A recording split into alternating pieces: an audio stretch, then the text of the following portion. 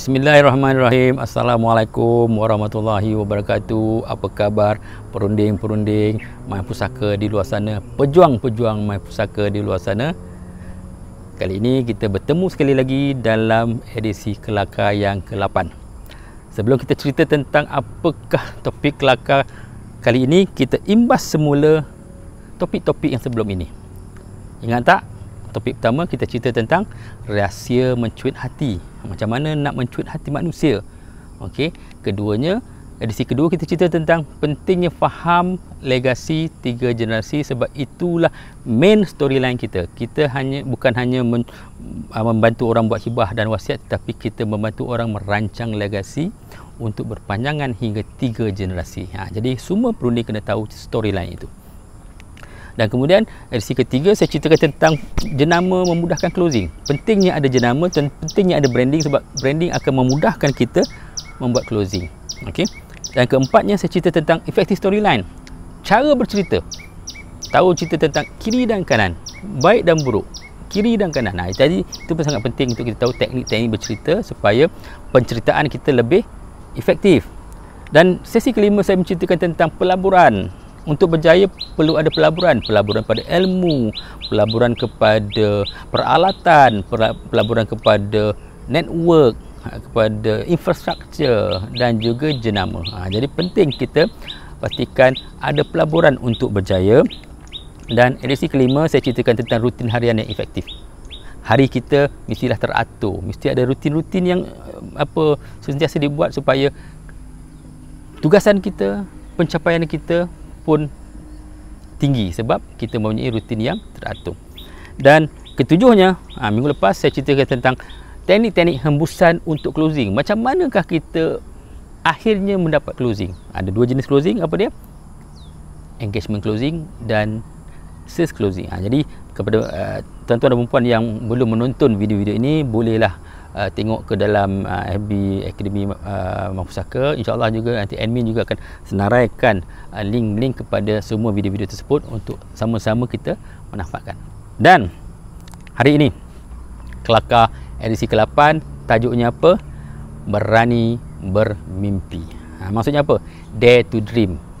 Jadi kadang-kadang apa masalah kita manusia ni, kadang-kadang kita mempunyai potensi, tetapi kita tidak berani untuk bercita-cita yang tinggi, bermimpi yang tinggi.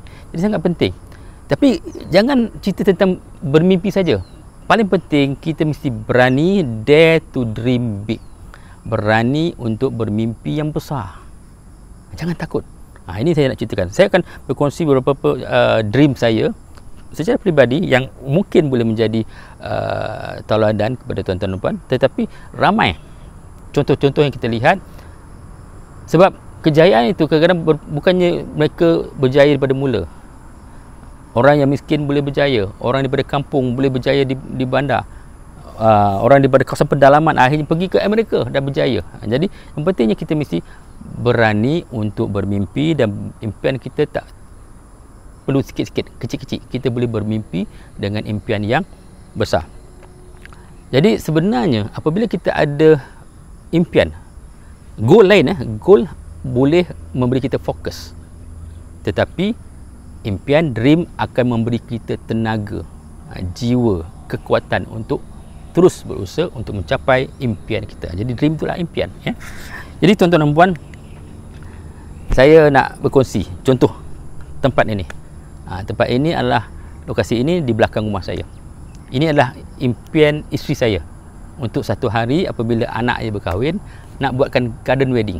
Jadi sebenarnya kawasan ini belakang rumah saya sebenarnya dulu semak dan bercerun. Untuk menjadikan garden wedding kita terpaksa menambak. Jadi tahun lepas kami mula buat usaha menambak, tetapi diganggu oleh PKP. Jadi baru masuk 2 bulan, baru sikit menambak, dah PKP. Di depan rumah saya ada segunung batu-batu yang perlu ditambak. Pekerja tak ada datang. Jadi sebab impian kami nak jadikan garden wedding, kami anak beranak mengangkutlah batu daripada depan rumah ke belakang rumah, lebih kurang 400 trip gunakan wheelbarrow. Tak cukup tu, beli batu lagi, akhirnya penuh. Kawasan yang besar, lebih kurang hampir 20 lori. dan kemudian ditutup dengan tanah dan tanah rumput. Semua kami buat sendiri. Sebab apa? Impian kami adalah untuk mengadakan satu garden wedding. Alhamdulillah, pada bulan Julai kami dapat mengadakan satu garden party yang kami berpuas hati. Jadi kita mesti ada dream untuk sesuatu, dan apabila kita ada dream, kita akan cuba mencapainya, dan apabila tercapai, kepuasan itu tidak dapat dibandingkan. Okey, itu cerita tentang garden wedding. Cerita tentang dulu saya, salah satu dream saya adalah saya ingin memulakan kerjaya saya dalam satu syarikat multinasional. Saya siapkan diri saya gunakan kaedah hembus closing. Akhirnya saya dapat tawaran daripada 3 syarikat antarabangsa.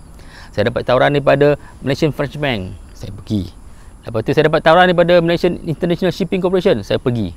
Dan ketiganya saya dapat tawaran daripada Nestle, dan saya berpindah daripada MIC ke Nestle, dan saya stay di Nestle hampir 10 tahun. Jadi untuk mencapai sesuatu, kita kena dream. Jangan kita kata tak apalah, aku dapat kerja mana-mana lah, syarikat kedai runcit pun tak apa. Tak, set your dream nak sesuatu. Jadi bila kita dah tahu our dream, kita tahu apakah dia punya milestone ataupun dia punya goal post yang kita kena ada untuk mencapai dream tersebut, dan kita usahakan.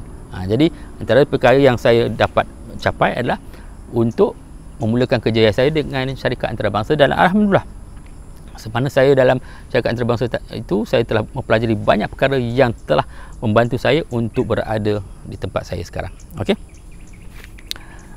Begitu juga dream to have a good life.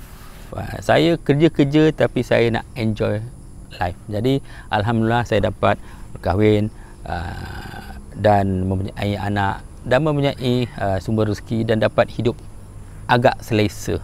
Jadi saya selalu bercuti, berjalan-jalan dengan anak-anak. Itulah satu dream yang saya nak. Saya bukan nak satu hanya dream kerjaya yang hebat, tetapi tidak ada hidup berkeluarga. Jadi saya impikan untuk satu kehidupan yang selesa, yang aman, yang bahagia dan penuh dengan gelak ketawa dan kesenangan. Jadi alhamdulillah saya juga capai dream itu. Dan jangan kita kata tak apalah, dapat duit sikit, nak makan angin pergi sikit dekat-dekat, tak apa. Kita nak all out. Jadi salah satu ialah pasang impian untuk ada hidup yang baik. Begitu juga saya sebelum saya berkahwin, saya dah impikan apa? Saya nak impikan apabila saya berkahwin ada kenduri yang baik dan kemudian pergi honeymoon yang hebat. Jadi saya tak main dah honeymoon dekat Langkawi Bagai. Saya kata saya nak pergi luar negara. Alhamdulillah saya dapat bawa isteri saya pergi bercuti ke Mexico City, ke California. Saya dapat pergi tengok Mexico City, dapat tengok Pyramid of the Sun, saya dapat tengok Disneyland. Saya bawa isteri saya tengok SeaWorld selama 10 hari. Jadi impikan. Kalau kita impikan, kita akan berusaha, akhirnya tercapai. Jangan impian yang biasa-biasa, impian yang hebat. Begitu juga kereta. Saya bukanlah minat kereta, tapi nak juga pakai kereta elok. Okey. Bermula daripada umur 19 tahun saya dah dapat beli kereta Toyota Celica semasa saya di Amerika. Sebab saya tak nak pakai kereta-kereta yang besar bagak dekat Amerika. Tak, saya nak pakai kereta yang elok sikit. 2 pintu, ada sunroof. Nampak cantik. Jadi saya bermimpi dan saya dapat. Dan kemudian saya balik ke Malaysia. Saya impikan nak kereta pertama saya, kereta yang sporty sikit. Dan saya dapat beli Alfa Romeo 155. Ketika itu harga 120,000. Jarang-jaranglah orang yang berumur 20-an dapat beli kereta lebih daripada 100,000 tahun dulu. Kalau 120,000 sekarang lebih kurang harga 250,000. Jadi saya capai. Begitu juga setelah berkeluarga, saya impikan keluarga saya bukan naik kereta sedan, naik kereta MPV. Alhamdulillah saya telah pun sekarang ni saya ada kepada MPV saya yang keempat. Saya ada MPV daripada anak 2 orang. Lepas tu tukar sampailah ke MPV yang saya ada sekarang ni. 4 MPV yang saya telah gunakan. Sebab impian saya, kalau saya nak bawa keluarga saya, tak nak bawa kereta dalam kereta sedan. Saya nak mereka duduk dalam kereta MPV supaya lebih selesa, boleh bergolek, boleh melompat dalam kereta tersebut. Itu impian saya dan saya capai. Begitu juga untuk kereta makan apa tu, cari makan. Jadi kata orang cari makan tu elok ada kereta 3 bintang. Alhamdulillah daripada bermula pada tahun 2004 saya telah mula memakai kereta 3 bintang, dan kini saya ada kereta yang ketiga. Jadi itulah, bila kita impikan kita dapat capai. Jangan kita tak ada impian langsung. Bila tak ada impian langsung, kita tidak fokuskan energi kita kepada mencapai impian kita. Jadi sangat penting untuk bermimpi, dan mimpi kita mestilah mimpi yang hebat. Cuba. Bila kita mimpi hebat, dapat. Contoh, semasa saya sebelum nak dapat MPV pertama, setiap kali saya nampak MPV tu, aku nak 10 bulan saja daripada saya mula kata aku nak, akhirnya saya dapat membeli MPV saya yang pertama. Begitu juga bila saya kereta Mercedes, saya nampak kereta, aku nak bawa kereta tu, aku nak bawa kereta tu, dan aku nak bini aku naik kereta tu. Dan akhirnya tak sampai 6 bulan menyebut saya dapat beli kereta yang pertama. Jadi itu impian kita kena pasang. Begitu juga dalam perniagaan. Bila saya mula berniaga, saya tidak impikan untuk berniaga kecil-kecilan, buat syarikat untuk Seremban saja, tidak. Saya impikan nasional dan global. Okey. Jadi syarikat pertama saya Basto Faiz, nama pun global. Alhamdulillah perniagaan saya pun nasional, bukan untuk kawasan itu saja. Dan pelanggan-pelanggan kami juga adalah pelanggan-pelanggan nasional. Begitu juga apabila saya buat kumpulan peredar pun begitu juga, bisnesnya adalah bisnes nasional. Bukan saya datang daripada keluarga yang berpengaruh, tidak.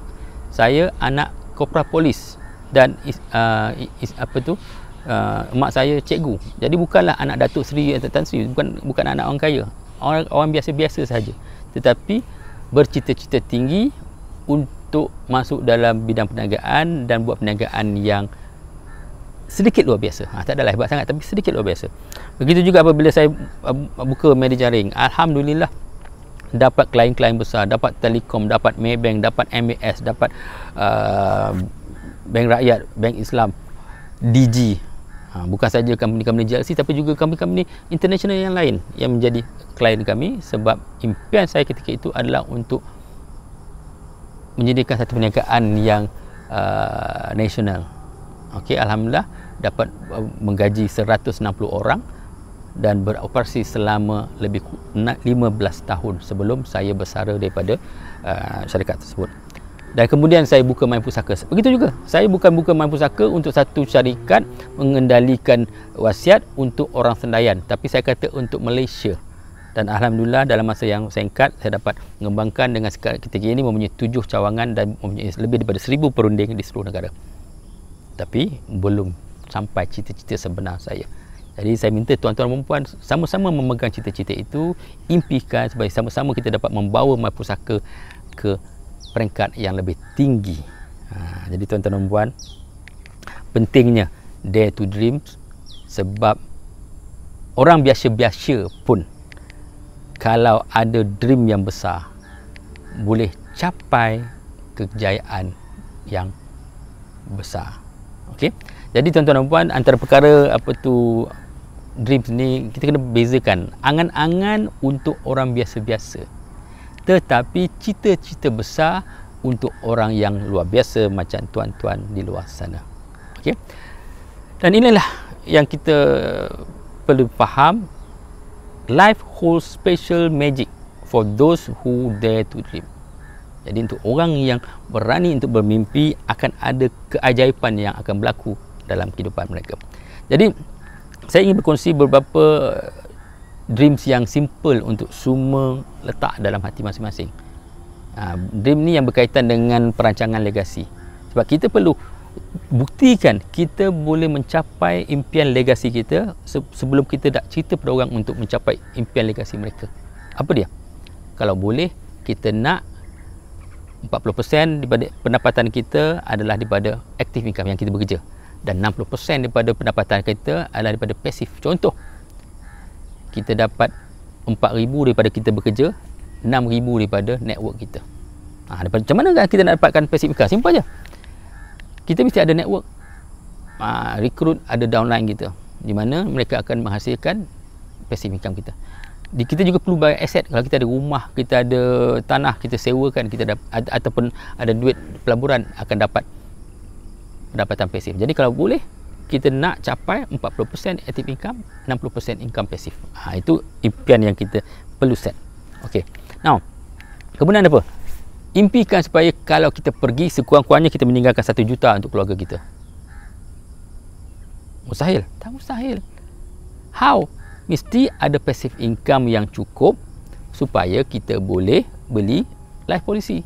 Pastikan kita ada passive income RM400, beli life policy 1 juta. Yang muda-muda lah. Kalau yang tu mungkin RM600 untuk beli takaful hayat. Kalau meninggal dunia ada 1 juta. Jangan tak ada, mesti ada. Tapi mesti letak dalam impian supaya ada income pasif. Ada income pasif tu dah beli takaful. Jangan dapat income pasif tu juali.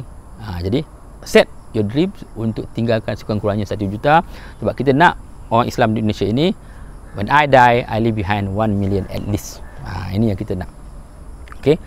Dan lagi satu apa? Impikan untuk ada rumah yang bagus. Dan bila meninggal dunia, tinggalkan rumah itu dalam keadaan yang baik. Ramai saya lihat orang yang tak sempat beli rumah yang baik. Ataupun mereka buat rumah yang nampak cantik tapi sebenarnya pemilikannya tak cantik. Dia buat atas tanah entah siapa-siapanya. Dia buat atas tanah pusaka. Bila meninggal dunia, rumah itu tidak dapat diwariskan kepada waris mereka dengan keadaan yang baik. Jadi, impikan untuk ada rumah yang cantik. Macam mana? Mesti ada income yang baik lah untuk beli rumah yang elok. Dan beli rumah pun mesti rumah yang betul statusnya dan cukup MRTA nya. Supaya kalau meninggal dunia langsai. Jadi yang muda-muda ni beli rumah 200,000, 300,000, 400,000. Mungkin kalau Allah sayang, Allah panggil kita, sekurang-kurangnya rumah itu dapat kepada waris kita, tak payah bayar. Sebab ada MRTA yang cukup. Jadi kita kena impikan supaya kita dapat beli rumah. Macam mana nak beli rumah? Pastikan kita ada income yang di mana bank boleh luluskan loan kita. Jadi itu penting. Simple big dreams. Dan apa lagi? How to earn good money with My Pusaka. Simple saja.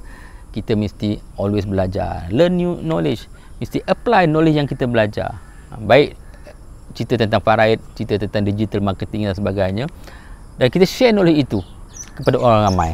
Dan ada taktik-taktik, teknik-teknik yang telah diberitahu caranya dan follow guideline tu. InsyaAllah kalau kita follow, kita akan capai hasrat ataupun goal yang kita setkan. Jangan lupa kita rekrut sebab kita perlukan network. Dengan network itu kita boleh berkembang, kita boleh bergerak dengan lebih laju dan boleh mendapat pendapatan yang lebih tinggi. Baik dalam pusaka, dalam takaful, dalam unit trust sebagainya, perlu ada network. Okey, jadi kita perlu nak pentingkan rekrutmen. Dan juga bila kita dah ada rekrut, kita oleh membantu supaya mereka-mereka yang kita rekrut itu dibantu, diajar supaya mereka juga berjaya macam kita. Okey. Jadi tuan-tuan dan puan, dare to dreams, all things become possible. Jadi itulah yang kita perlu buat. Mula duduk, fikir-fikirkan apakah impian, letak dalam vision board dan set the mindset untuk buat. Kadang-kadang simpelnya, nak buat event, set your mindset, aku nak full house. Okey. Jumpa klien, set your mindset, aku nak close. Set mindset apa? Kita nak close 80% of the time. Jadi kita kena set perkara-perkara itu supaya sedikit-sedikit semua pencapaian-pencapaian kita akan menjurus kepada pencapaian yang lebih besar dan kejayaan yang lebih besar. Okey. Jadi itu saja yang saya nak berkongsi hari ini. Tak lama sebab satu belakang ni sebab musim hujan, nyamuk banyak. Tengok saya kan. Tak apa. Minggu depan, topik kelakar minggu depan adalah Cikudit. Untuk berjaya, mungkin ada yang tahu apa itu Cikudit, yang tak tahu, tunggu minggu depan kita akan sama-sama berkongsi apa itu Cikudit. Sehingga bertemu lagi. Wabillahi taufiq wa hidayah. Assalamualaikum warahmatullahi wabarakatuh.